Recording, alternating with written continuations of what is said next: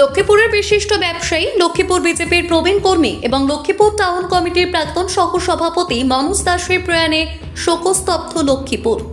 শনিবার রাত আনুমানিক 9টায় শিলচরের এক বেসরকারি হাসপাতালে তিনি শেষ নিঃশ্বাস ত্যাগ করেন।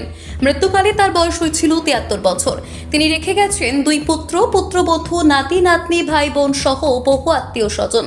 মনোজ দাসের মৃত্যুর সংবাদ ছড়িয়ে পড়তেই লক্ষ্মীপুর সহ সমগ্র জেলায় শোকের ছায়া নেমে আসে। রবিবার দুপুরে শিলচর থেকে তার মৃতদেহ লক্ষ্মীপুরে আনা হয়। পথিমধ্যে পয়লাপুলে অবস্থিত তার পেট্রোল পাম্পে পৌঁছলে কর্মচারীরা স্বর্গরথ থামিয়ে মাল্যদান এবং পুষ্পার্ঘ্য অর্পণ করে শেষ শ্রদ্ধা জানান। পরবর্তীতে মৃতদেহ নিয়ে যাওয়া হয় ফুলের তল অটল বিহারী বাজপেয়ী ভবন তথা লক্ষ্মীপুর বিজেপি কার্যালয়। সেখানে আসাম মণিপুরী উন্নয়ন পরিষদের চেয়ারপারসন রীনা সিংহ, জেলা পরিষদ সদস্যা শিয়া দেব এবং বিজয়তা মাহাতো, জেলা পরিষদের সহ সভাপতি দিব্যজ্যোতি বাউরি, বিনাকান্দি ব্লক এপি সভাপতি লক্ষিত কুমার সিং, লক্ষ্মীপুর বিজেপি মণ্ডল সভাপতি গুঞ্জন কর, আইনজীবী সঞ্জয় কুমার ঠাকুর, ওবিসি বোর্ডের চেয়ারম্যান অবিরাম শর্মা সহ বিজেপির বিভিন্ন স্তরের নেতাকর্মীরা দলীয় পতাকা সহ মাল্যদান করে প্রয়াত নেতাকে শ্রদ্ধা জানান।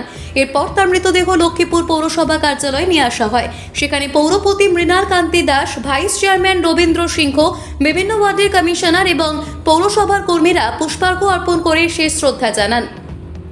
সবশেষে মৃতদেহ লক্ষ্মীপুর পৌর এলাকার 8 নম্বর ওয়ার্ডে অবস্থিত তার নিজ বাসভবনে নিয়ে যাওয়া হয়।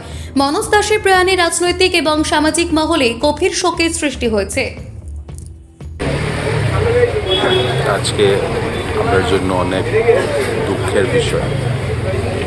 মনোজ কাকু, শ্রদ্ধেয় মনোজ দাস, যিনি এই লক্ষ্মীপুর শহরের বিশিষ্ট ব্যক্তি, একজন বিশিষ্ট নাগরিক, লক্ষ্মীপুর এই টাউন কমিটির ভাইস চেয়ারম্যানও ছিলেন এবং ভারতীয় জনতা পার্টির অন্যতম প্রতিষ্ঠাতা ছিলেন। উনি আজকে আমাদের মধ্যে নেই। ওনার প্রয়াণে যে ক্ষতি হয়েছে, এটা একটা অপূরণীয় ক্ষতি আমি মনে করি। ওনার আত্মার শান্তি কামনা করছি, ওনার পরিবারের প্রতি আমার সমবেদনা জ্ঞাপন করছি। সবাই আমরা মর্মাহত।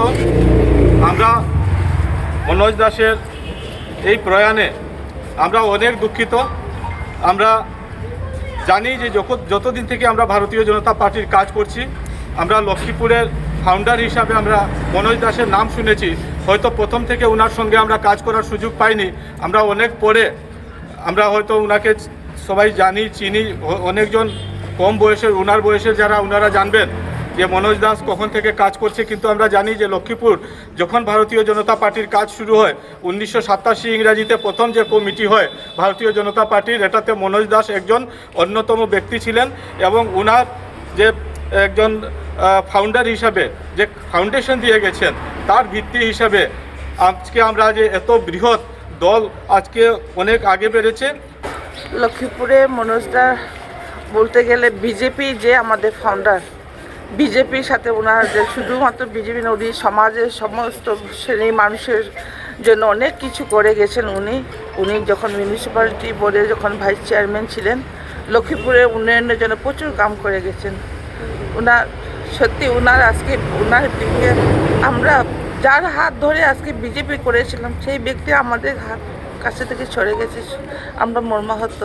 ওনার আত্মার শান্তি পাও, ভালো ঈশ্বরের চরণে স্থান পাও এবং ওনার পরিবারে যাতে ঈশ্বরের শক্তি দেয় যে ওনার বিয়োগের যে ব্যথা বেদনা সেইটা সহ্য করার মতো ভগবানের ওনাদেরকেও শান্তি দেও, ধৈর্য ধরার মতো ক্ষমতা দেও। এইটাই বলে আমার কথা এতটুকুই রাখছি।